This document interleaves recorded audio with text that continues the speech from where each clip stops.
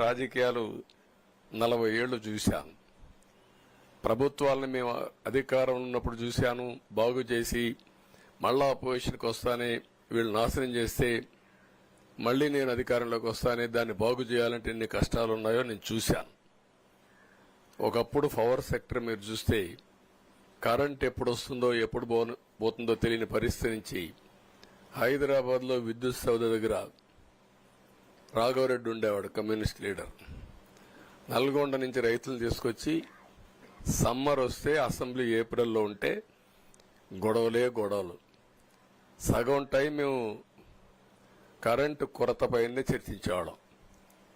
That were the days.